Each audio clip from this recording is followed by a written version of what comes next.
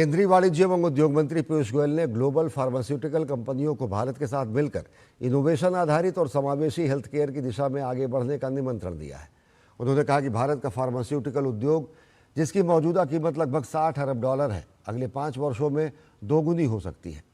नई दिल्ली में pharmaceutical sector पर ग्लोबल एम्बेसडर मीट और GDRC global drug regulatory conclave 2026 और iPHEX international pharmaceutical and health care exhibition 2026 के कर्टन रेजर समारोह को संबोधित करते हुए केंद्रीय मंत्री ने कहा कि भारत दुनिया भर के मरीजों को सस्ती दवाएं उपलब्ध कराते हुए जेनरिक दवाओं से आगे बढ़कर इनोवेशन आधारित फार्मास्यूटिकल उत्पादों की ओर बढ़ना चाहता है।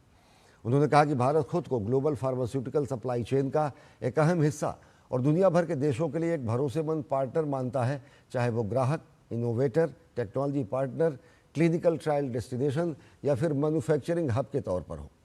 उन्होंने बताया कि मार्च 2026 को समाप्त वर्ष के दौरान स्थिर कीमतों पर भारत की अर्थव्यवस्था में 7.7% की वृद्धि दर्ज की गई है। In the pharmaceutical sector, maybe as a customer, maybe as an innovator, maybe as a country which works on clinical trials, maybe as a country which offers technology or gets contract manufacturing done in India. There are so many different ways that bring your countries and India on the same platform. And I think this has been the ethos of the Indian pharmaceutical industry. Today a $60 billion industry, but certainly we haven't reached anywhere close to our potential. We can clearly see this industry doubling in the next 5 years. And with a stable government, with a focused leadership, we have the leverage to take long-term decisions. We have the leverage to take bold decisions. And we are primarily focusing on two things which Prime Minister Modi believes in.